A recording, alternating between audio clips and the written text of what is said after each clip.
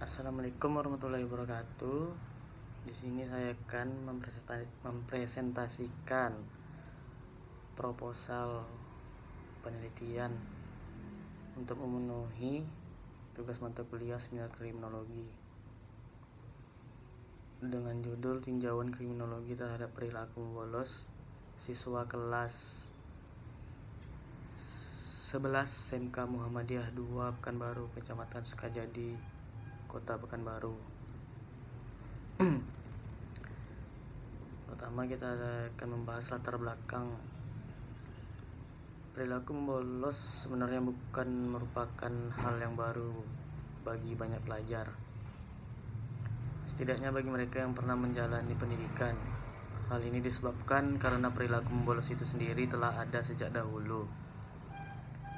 Tindakan membolos dikedepankan sebagai sebuah jawaban atas kejenuhan yang sering dialami oleh banyak siswa terhadap kurikulum sekolah. Efeknya memang akan menjadi fenomena yang jelas-jelas akan mencoreng lembaga persekolahan itu sendiri. Tidak hanya di kota-kota besar saja, siswa yang sering membolos, bahkan sekolah yang letaknya di daerah-daerah pun perilaku membolos sudah menjadi kegemaran. Hal ini disebabkan oleh faktor-faktor internal dan eksternal dari anak itu sendiri. Faktor eksternal yang kadang menjadikan alasan membolos adalah mata pelajaran yang tidak diminati atau tidak disenangi. Bagi siswa yang kebanyakan remaja dan penuh dengan jiwa yang mementingkan kebebasan dalam berpikir dan beraktivitas, hal ini sangat mengganggu sekali. Sebab masa remaja adalah masa yang penuh gelora dan semangat kreativitas. Menurut pandangan psikologis, usia seseorang antara 15 sampai 21 tahun adalah usia dalam masa pencarian jati diri.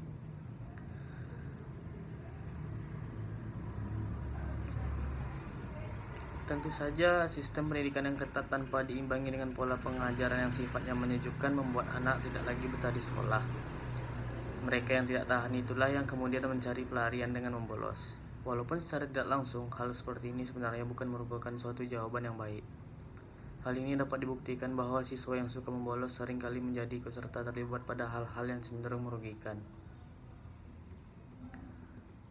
Dalam setingkat sekolah, guru memiliki peran penting pada perilaku siswa, termasuk perilaku membolos. Jika guru tidak memperhatikan siswanya dengan baik dan hanya berorientasi pada selesainya penyampaian materi pelajaran di kelas, peluang perilaku membolos pada siswa semakin besar karena siswa tidak merasakan menariknya pergi ke sekolah. Salah satu cara yang dapat dilakukan guru untuk memperhatikan siswa sehingga mereka tertarik datang dan merasakan manfaat sekolah adalah dengan melakukan pengenalan terhadap apa yang menjadi minat tiap siswa, apa yang menyulitkan bagi mereka, serta bagaimana perkembangan mereka selama dalam proses pembelajaran. Anak yang sering membolos akan mengalami kegagalan dalam pelajaran. Meskipun dalam teori guru harus bersedia membantu anak mengerjakan pelajaran yang ketinggalan, tetapi dalam prakteknya hal ini sukar dilakukan. Bahkan meskipun ia hadir, ia tidak mengerti apa yang diajarkan oleh guru karena ia tidak mempelajari dasar-dasar mata pelajaran. Karena sering tidak mengikuti pelajaran, hal yang tidak mungkin terlewatkan ketika siswa membolos ialah hilangnya rasa disiplin, ketaatan terhadap peraturan sekolah berkurang. Bila diteruskan, siswa akan acuh tak acuh pada urusan sekolahnya. Lalu karena tidak masuk, secara otomatis ia tidak mengikuti pelajaran yang disampaikan guru. Akhirnya ia harus belajar sendiri untuk mengejar ketinggalannya. Masalah ini juga akan berpengaruh pada nilai ulangannya. Layanan bimbingan kelompok merupakan salah satu layanan dalam bimbingan dan konseling di sekolah. Layanan bimbingan kelompok merupakan upaya bantuan untuk dapat membahas topik atau permasalahan siswa-siswa.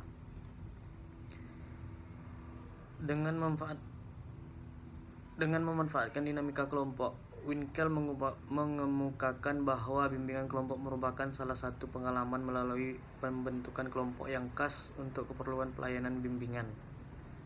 Sedangkan menurut Romlah, bahwa bimbingan kelompok adalah proses pemberian bantuan yang diberikan pada individu dalam situasi kelompok. Bimbingan kelompok ditujukan untuk mencegah timbulnya masalah pada siswa dan mengembangkan potensi siswa. Adanya interaksi dan dinamika kelompok yang hidup memberikan stimulus dan dukungan kepada anggota kelompok untuk bisa mewujudkan kemampuannya dalam hubungan dengan orang lain. melatih diri untuk berbicara di depan teman-temannya dalam ruang lingkup yang kelompok, memahami dirinya dalam membina sikap yang responsibel, dan berperilaku yang normatif. Bimbingan dan konseling yaitu suatu bantuan yang diberikan oleh konselor kepada konseli agar konseli mampu menyelesaikan masalah yang dihadapinya dan juga mampu mengembangkan potensi yang dimilikinya. Tujuan konseling adalah membantu siswa menjadi lebih matang, lebih mengaktualisasikan dirinya, membantu siswa maju dengan cara yang positif, membantu dalam sosialisasi siswa dengan memanfaatkan sumber-sumber dan potensi sendiri, serta menyelesaikan permasalahan yang terjadi pada siswa. Sebagai lembaga atau instansi, di dalam sekolah terdapat sebuah seksi atau bagian yang bertugas untuk membina dan mengawasi para siswa yang disebut bimbingan konseling atau guru BK. Guru BK disebut juga konselor pendidikan. Konselor pendidikan adalah konselor yang bertugas dan bertanggung jawab memberikan layanan bimbingan dan konseling kepada peserta didik di satuan pendidikan.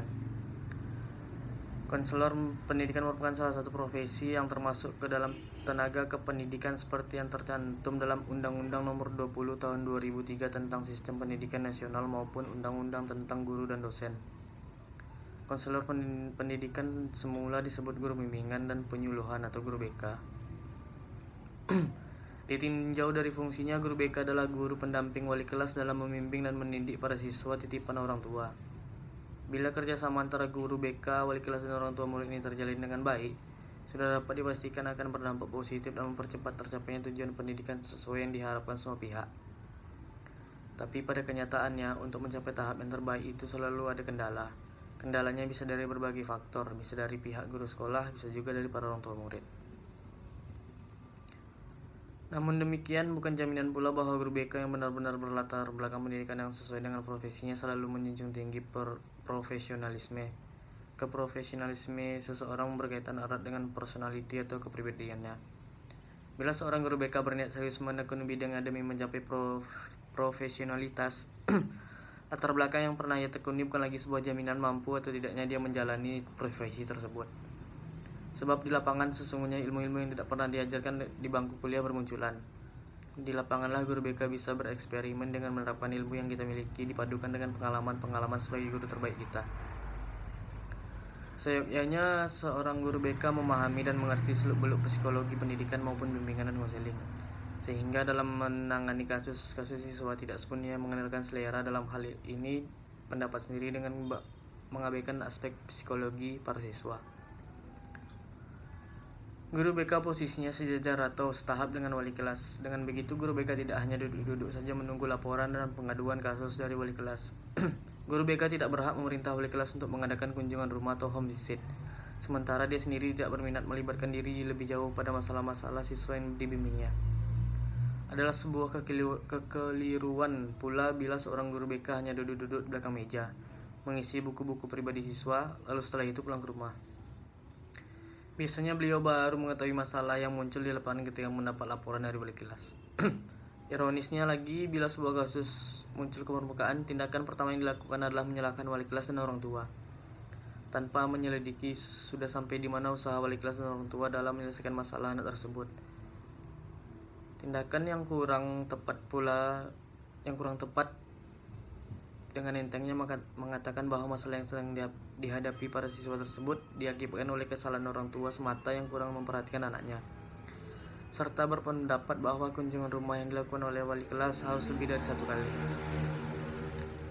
Guru BK harus proaktif bersama dengan wali kelas membimbing para siswa dengan intens dan berkelanjutan. Guru BK harus mampu menyelami kepribadian setiap siswa yang dibimbingnya. Karena itu memang tugas guru BK yang sebenarnya. Oleh karena itu, guru BK harus mau dan sering masuk ke atas di mana para siswa membutuhkan bimbingannya. Pada dasarnya para siswa butuh bimbingan setiap saat.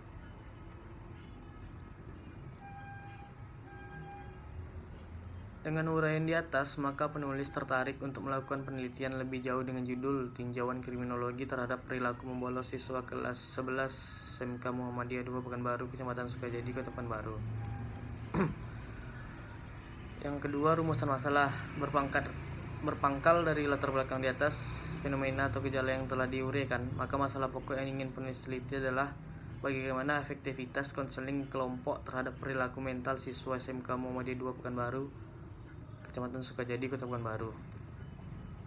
Yang ketiga, tujuan penelitian. Yang pertama, tujuannya adalah untuk menganalisis dan menjelaskan tinjauan kriminologi terhadap perilaku membolos siswa kelas 11 SMK Muhammadiyah 2. Yang kedua, untuk menganalisis dan menjelaskan hambatan-hambatan dalam tinjauan kriminologi terhadap perilaku membolos siswa kelas 11 SMK Muhammadiyah 2 Pekanbaru. Yang keempat, kegunaan penelitian. Yang pertama, secara teoritis, penelitian ini diharapkan dapat mengembangkan pengetahuan penulis mengenai tinjauan kriminologi terhadap perilaku membolos siswa kelas 11 SMK Muhammadiyah. Yang kedua, secara akademis, hasil penelitian ini diharapkan dapat menjadi sumbangan dalam dunia pengetahuan mengenai tinjauan kriminologi terhadap perilaku membolos siswa kelas 11 SMK Muhammadiyah 2 Pekanbaru. Secara praktis, hasil penelitian ini diharapkan mampu membantu mencari solusi-solusi terhadap kendala yang dihadapi mengenai tinjauan kriminologi terhadap perilaku membolos siswa kelas 11 SMK Muhammadiyah 2 Pekanbaru. Bab 2, studi kepustakaan dan kerangka berpikir. Yang pertama, kerangka konseptual. Di sini ada pengertian kriminologi. Kriminologi sebagai ilmu pembantu dalam hukum pidana yang memberi pemahaman yang dalam tentang fenomena kejahatan, sebab dilakukannya kejahatan dan upaya yang dapat menanggulangi kejahatan, yang bertujuan untuk menekan laju perkembangan kejahatan. Seorang antropolog yang berasal dari Prancis bernama Paul Torpinard mengemukakan bahwa kriminologi adalah satu cabang ilmu yang mempelajari soal-soal kejahatan. Kata kriminologi itu sendiri berasal dari etimologinya, berasal dari dua kata, krimen yang berarti kejahatan dan logos yang berarti ilmu pengetahuan. Sehingga secara sederhana kriminologi dapat diartikan sebagai ilmu pengetahuan yang mempelajari kejahatan. Topo Santoso 2013. Kriminologi sebagai disiplin ilmu yang mempelajari kejahatan pada dasarnya sangat tergantung pada disiplin ilmu lainnya yang mempelajari kejahatan. Bahkan dapat dikatakan bahwa keberadaan kriminologi itu merupakan hasil dari berbagai disiplin ilmu yang mempelajari kejahatan tersebut. Dengan demikian, kriminologi itu bersifat interdisipliner, artinya suatu disiplin ilmu yang tidak berdiri sendiri, melainkan hasil kajian dari berbagai disiplin ilmu terhadap suatu objek yang sama, yakni kejahatan. Kriminologi merupakan sarana ilmiah bagi studi kejahatan dan penjahat, crime and criminal. Dalam wujud ilmu pengetahuan, kriminologi merupakan the body of knowledge yang ditunjang oleh ilmu pengetahuan dan penelitian dari berbagai disiplin, sehingga aspek pendekatan terhadap objeknya luas sekali. Dan secara interdisipliner dari ilmu-ilmu sosial dan humaniora serta dalam pengertian yang luas mencangkup pula kontribusi dari ekstak. Kriminologi dengan cakupan kajiannya: A. Orang yang melakukan kejahatan. B. Penyebab melakukan kejahatan. C. Mencegah tindak kejahatan. D. Cara-cara menyembuhkan orang yang telah melakukan kejahatan.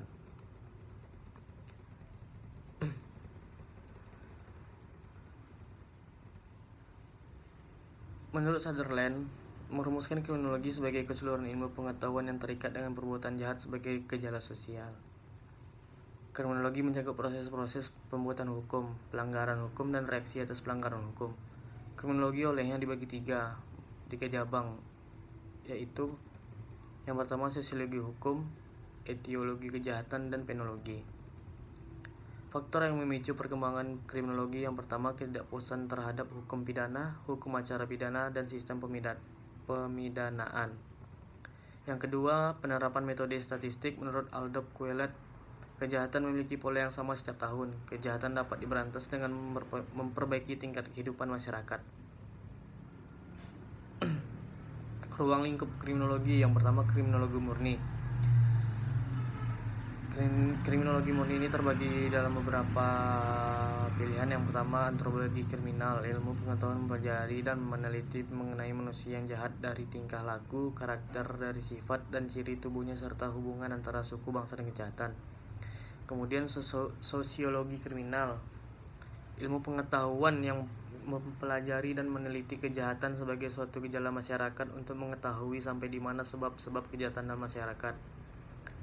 Yang ketiga, psikologi kriminal, ilmu pengetahuan yang mempelajari dan meneliti kejahatan dari sudut kejiwaan.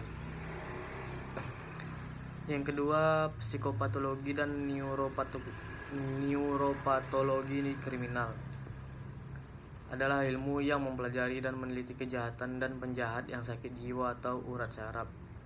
Yang terakhir, penologi adalah ilmu pengetahuan yang mempelajari dan meneliti kejahatan dari penjahat-penjahat yang telah dijatuhi hukuman. Kedua, kriminologi terapan.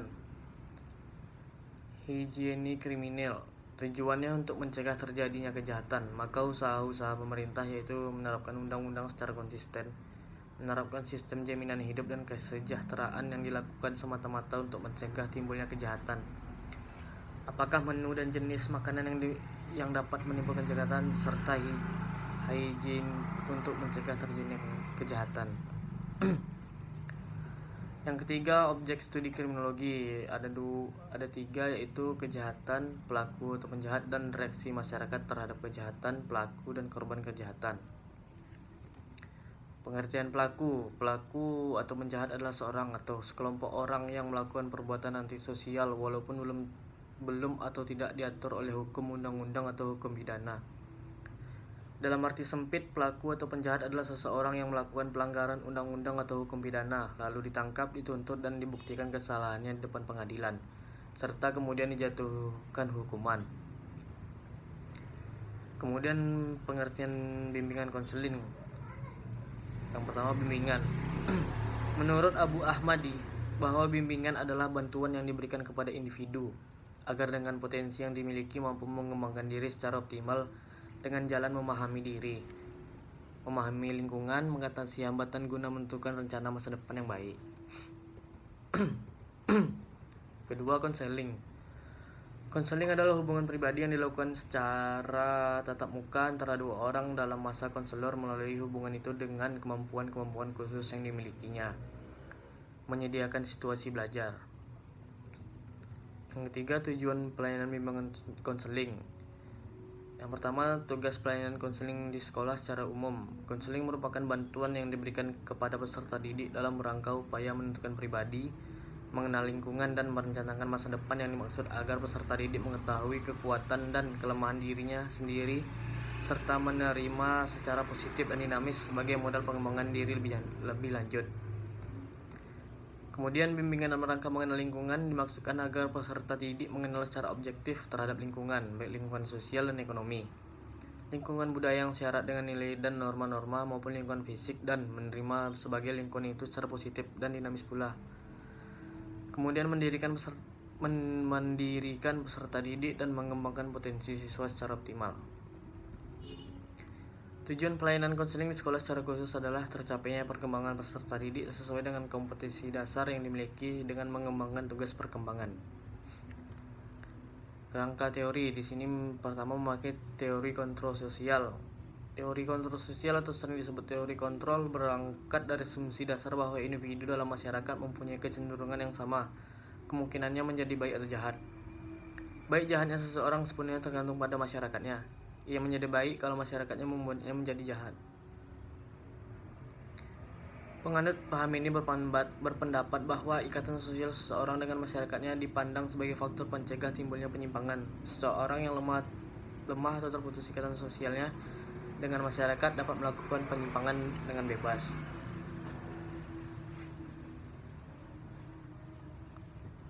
Yang kedua, teori subkultur delikuen. Teori ini dapat ditemukan dalam bukunya Albert K. Coben yang berjudul Delinquent Boys: The Culture of the Gang.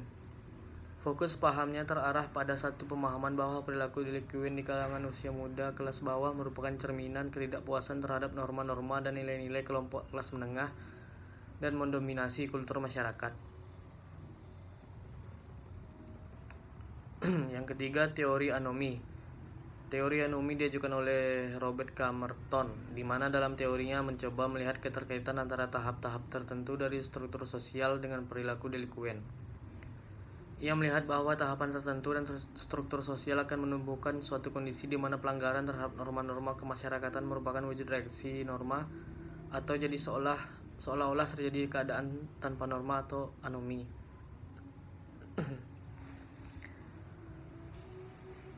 Yang keempat, Teori belajar. Teori belajar atau social learning theory dikemukakan oleh Ronald Atkins yang dikaitkan dengan delikuensi anak. Pendekatannya berpegang pada asumsi bahwa perilaku seseorang dipengaruhi oleh pengalaman belajar.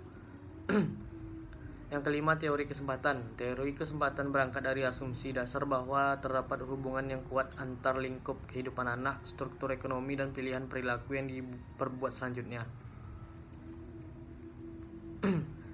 Teori-teori di atas dapat dijadikan bahan pertimbangan dalam menanggulangi kejahatan yang dilakukan oleh anak, sehingga latar belakang anak melakukan kejahatan dipahami dengan tepat, untuk diterapkan kebijakan penanggulangan dengan tepat pula. Kemudian kerangka pikir. Komunikasi selalu hadir di mana saja dan selalu ada pada setiap kesempatan. Pendidikan merupakan hal yang tidak bisa dilepaskan dari kehidupan manusia. Salah satu komponen yang ada di dalam sekolah adalah guru. Sifat serba hadir yang dimiliki komunikasi tercermin dalam dunia pendidikan, karena bagaimana mungkin seorang guru mendidik murid-muridnya tanpa berkomunikasi. Komunikasi yang berlangsung antara guru dan siswa merupakan bentuk komunikasi diadik yang terjadi antara dua orang. Di sekolah maupun di luar sekolah, guru mempunyai peranan penting terhadap kemajuan prestasi siswa. Yang kemudian kerangka operasional. A. Peranan sebagai tugas atau pemberian tugas kepada seseorang atau sekelompok orang. Yang B. Komunikasi interpersonal merupakan proses pengiriman pesan antara dua orang atau lebih dengan efek dan feedback langsung. Yang C. Motivasi belajar merupakan daya penggerak psikis dari dalam diri seorang untuk dapat melakukan kegiatan belajar dan menambah keterampilan serta pengalaman. D. Bimbingan konseling, yaitu suatu bantuan yang diberikan oleh konselor kepada konseli agar konseli dapat menyelesaikan masalahnya dan mampu mengembangkan potensi yang dimilikinya. Kemudian teknik pengukuran. Adapun dalam melihat siswa bolos pada kelas 11 dalam penelitian ini akan dilakukan pengukuran terhadap variabel penelitian siswa aksi kejahatan dan pengukuran terhadap seluruh indikator variabel penelitian dengan penilaian berpengaruh, cukup berpengaruh, atau kurang berpengaruh. Kemudian bab 3, metode penelitian. Yang pertama, tipe penelitian. Penelitian ini merupakan tipe survei deskriptif, yakni menggambarkan kenyataan yang ditemui di lapangan secara apa adanya. Penggunaan metode ini bertujuan untuk mengukur secara detail mengenai tinjauan kriminologi terhadap perilaku membolos siswa kelas 11 SMK Muhammadiyah 2 Pekanbaru, Kecamatan Sukajadi, Kota Pekanbaru. Dengan menggunakan analisa kuantitatif dan kualitatif melalui penggambaran sistematis dan menghimpun fakta-fakta yang ada. Survei dibatasi pada penelitian yang datanya dikumpul dari sampel yang memiliki seluruh populasi. Lokasi penelitian ini dilakukan di SMK Muhammadiyah 2 Pekanbaru yang beralamat di Jalan KH Ahmad Dahlan nomor 90, Kelurahan Kampung Melayu, Kecamatan Sukajadi, Kota Pekanbaru. Dengan alasan ada beberapa permasalahan dari siswa, khususnya terkait motivasi belajar. Yang ketiga, subjek dan objek penelitian. Yang pertama, subjek. Moleong mendeskripsikan subjek penelitian sebagai informan, yang artinya orang pada latar penelitian yang dimanfaatkan untuk memberikan informasi tentang situasi dan kondisi latar penelitian. Subjek dari penelitian yang diteliti adalah siswa, dilakukan di SMK Muhammadiyah 2 Pekanbaru, terutama bagi siswa memiliki masalah dalam pembelajaran, yaitu sebanyak 7 orang yang terdiri dari 1 guru BK dan 6 orang siswa terdiri dari 4 orang siswa laki-laki dan 2 orang siswa perempuan dengan kriteria yaitu siswa yang bermasalah dan dipanggil guru BK. Kemudian objek. Menurut Cair, objek penelitian itu komunikasi interpersonal untuk meningkatkan motivasi belajar siswa SMK Muhammadiyah 2 Pekanbaru. Yang keempat, jenis data. Adapun beberapa sumber data dalam penelitian terbagi menjadi: yang pertama, data primer, yaitu data dan informasi yang dikumpulkan dan diolah sendiri oleh penulis yang bersumber dari subjek penelitian, yaitu para guru dan siswa yang diteliti berkaitan dengan yang diteliti. Yang kedua, data sekunder, yaitu data yang digunakan untuk membantu menjelaskan data primer berupa arsip dan dokumen-dokumen yang relevan dengan permasalahan penelitian. Kelima, teknik pengumpulan data. Di sini memakai teknik observasi yaitu observasi terus terang atau bersama. Dalam hal ini, penelitian melakukan pengumpulan data menyatakan terus terang kepada sumber data bahwa ia sedang melakukan penelitian. Yang kedua, wawancara. Wawancara adalah teknik pengumpulan data dengan mengajukan pertanyaan langsung oleh pewawancara kepada responden dan jawaban-jawaban responden dicatat dan direkam. Dalam penelitian ini, peneliti melakukan wawancara terbuka, maka para subjek atau diwawancarai tahu bahwa mereka sedang diwawancarai dan mengetahui pula maksud dan tujuan wawancara.